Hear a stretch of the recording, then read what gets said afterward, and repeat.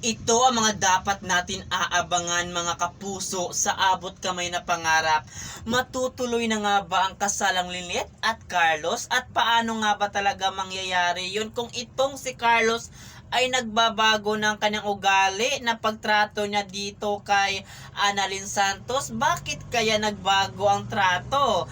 At yan ang aabangan natin dito mga kapuso sa kinaari ka natin panoorin tuwing hapon.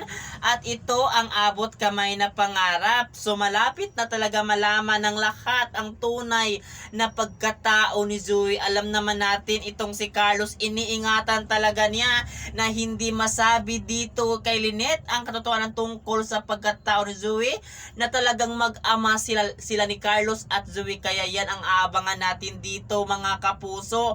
Kung malaman talaga ni Tanyag na hindi ni anak ito si Zoe, baka maitsapuera itong si Zoe at masampal, at pati rin siya talaga ay walang karapatan para talaga tumira sa bahay at sa tahanan ni Tanyag. Kaya abangan natin yan mga kapuso, kasi marami pa tayong dapat aabangan dito na hindi natin inakala na ito ay mangyayari. Kasi paganda na talaga ang una dito na gagawin ni Tanyag pag nalaman niya na hindi pala anak niya ito si Zoe.